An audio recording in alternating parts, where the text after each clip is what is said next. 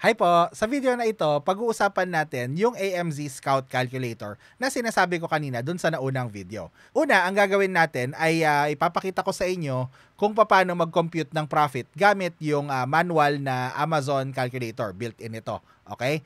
Tapos ipapakita ko sa inyo kung paano kunin at i-install yung AMZ Scout Calculator.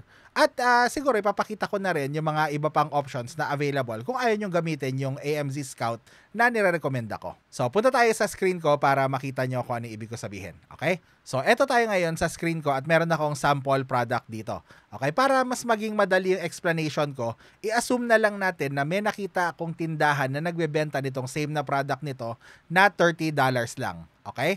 So, assumption lang yon, hindi na tayo maghahanap ng store. Okay? Papakita ko lang kung paano mag-compute ng profit gamit yan. Okay?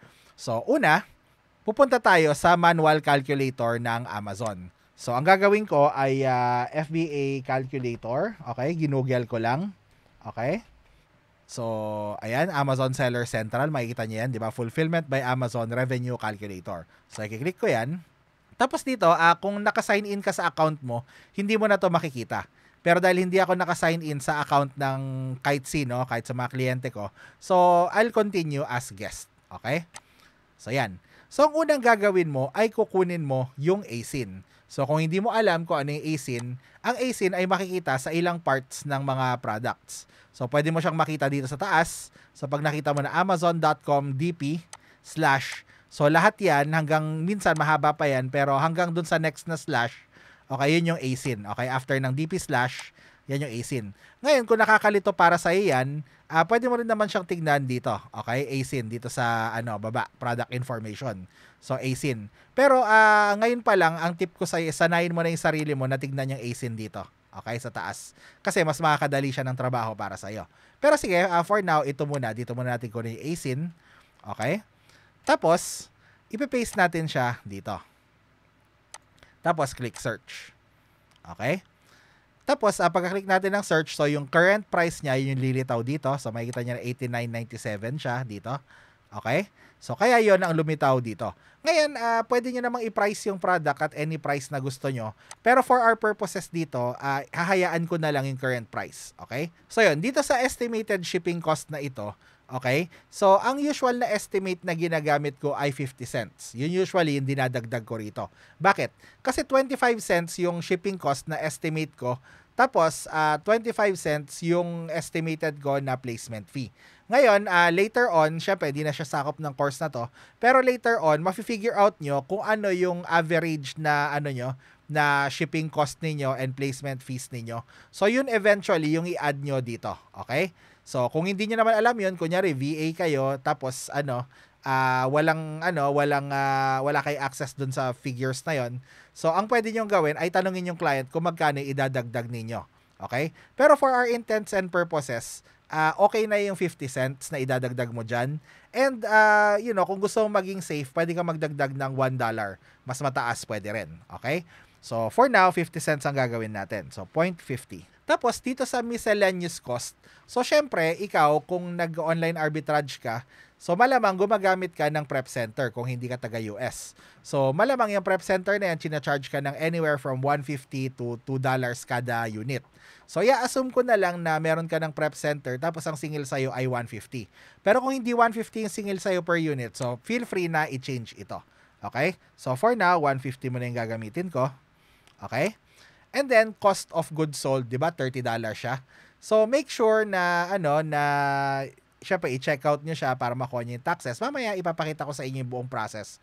Okay? Pero, dahil in-assume natin na $30 siya, so, yun muna ilalagay kong figure dito. Okay? So, makikita nyo rito na meron tayong net margin na 37.83 and net profit na 34.03. Okay? Pero, ito, actually, pwede mo na lang siyang pagsama-samahin ng iisa. So, tingnan natin to, okay? Kasi ako, ang practice ko rito, so kung makita nyo, naggawin ko to kung minsan. So, ito yung ginagawa ko. Pinagsasama ko na silang lahat sa isang figure. Kasi ito, 50 cents plus 150 di $2 plus 30, 32. Okay? So, buburahin ko yan. At pag ginawa ko tong 32, so makukuha ko rin naman yung parehong result. So, pinag-iisa ko na lang sila para lang hindi na ako mag-fill ng mga dito. Okay? So, maganda naman yung Amazon Calculator kung yan ang gusto nyong gamitin. Tapos, libre siya. Pero kasi para sa akin, parang medyo hassle na ano na babalik-balik ako dito. Tapos merong isang metric na hindi ko nakikita rito at yun yung ROI. Gustong-gusto ko nakikita yung ROI. Okay? So balik tayo din sa product. Ngayon, i-install ko naman yung AMZ Scout Calculator. So again, Google is our friend. So i-search ko AMZ, okay? Free FBA Calculator. Okay? Medyo mali yung spelling ko dyan pero in-autocorrect na nila. So ayan, hanapin ko yung AMZ Scout dito. Ayun, AMZ Scout Calculator free. Okay? Tapos ang gagawin ko dito ay click add to Chrome. Ngayon, yung iba sa inyo idagdag sa Chrome, pareho lang yan. Okay, click nyo lang to. And then, click nyo yung add extension. Okay? Tapos ngayon, sa unang gamit, kailangan nyo i-refresh. Okay? So, re-refresh natin. Tapos, normally, dapat may makikita ka rito. Pero kapag wala ka nakikita rito, so ang gagawin mo, i-click mo yan, yung icon na yan, yung mukhang puzzle na yan. Okay, tapos makikita mo siya, so ipin mo siya, okay? So nakita nyo, pag nakapin, lalabas siya. Pag inunpin mo siya, mawawala siya. So pwede mo yan gawin sa lahat ng mga extension na i-install mo dito. Okay, ipin mo sila kung gusto mo silang makita. Okay, so ipipin ko siya para hindi na ako babalik-balik dito. Tapos ang gagawin ko lang ay i-click ko to, tapos run AMZ Scout Calculator. Ngayon, 'di ba, kagaya nung kanina, so pwede nating ilagay na 50 cents dito, pwede nating ilagay na na product cost 30, 'di ba? Tapos yung shipping wala siyang space. Pero ang gagawin ko na lang moving forward ay ito total ko na siya. Tapos ilalagay ko na lang silang lahat sa product cost. Okay? So tandaan mo to, ito na yung gagawin ko moving forward sa buong course. Hindi ko na isa-separate yung mga prep saka sa dito sa calculator na to. Okay? So ilalagay ko lang dito ay 32 kasi yun yung total na nakuha natin kanina, 'di ba? So yan, 32, 'di ba? So yan, makikita nyo dito na medyo iba yung nakikita niyang profit per unit kumpara dito sa isa. So dito 3403, dito 3570. Hindi ko masasabi kung alin sa kanila yung mas accurate. Pero ang para sa akin, hindi pa ako nag-fail dito sa AMZ Scout Calculator. So ito yung ginagamit ko. So ngayon, kung gusto nyo bumalik dun sa revenue calculator ng Amazon, then okay lang naman. Wala namang masama doon. Okay, just know na ito, yung ROI, hindi mo siya madaling mako-compute. To be honest, hindi ko alam i-compute to manually.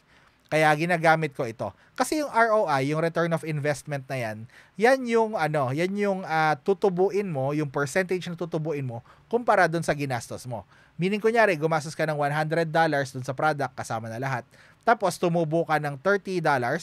So, ang $30 ay 30% ng 100, kaya ang ROI mo ay 30%. So, iba yung ROI dito sa Amazon computation kumpara dun sa ROI na traditional na mga business. Okay? So, sa kanila kasi ang ROI parang kailan babalik yung puhunan. I guess ganun din, pero iba lang yung nila, iba yung definition nila. Okay? Tapos dito, by the way, maraming mga naging estudyante ko na nalilito dito, okay? So, para sa kanila, ina-add pa ulit nila yung fulfillment fee, referral fee dito sa 32 na ito. And mali po yun, okay? So, pag nilagay niyo yung 32 dito, 30 yung bili niyo sa product, 50 centimos or 50 cents yung shipping fee, saka yung placement fee, tapos 150 yung prep. So, yun na lang yung kailangan mo. Huwag mo nang i-overthink na idagdag pa itong mga monthly storage na ito. Okay? So, mamaya maging mahalaga tong figure na to, especially itong monthly storage dito, pero mamaya na lang sa iba pang video. Okay? So, just know na hindi mo na kailangang i-add ulit tong mga to dito dahil finactor in na sila ng AMZ Scout Calculator. At yung iba pang mga calculator na gagamitin mo, fina-factor in na nila itong mga figures na ito. Okay? So, yan lang po ang tungkol dito sa AMZ Scout Calculator. Pampabilis siya ng computation para sa akin, pampadali siya ng buhay, and, mas convenient para sa akin. And may mga figures na gusto kong nakikita na nandito na wala dun sa manual na revenue calculator ng Amazon. So, kung gusto nyo gumamit, again, ng iba pang brand, kung gusto nyo mag-paid na calculator, okay lang din. Pero just know na hindi nyo siya kailangan. So, maraming salamat po. And in the next video, ang ipapakita ko naman sa inyo ay yung DS Amazon Quick View. So, see you next video. Bye!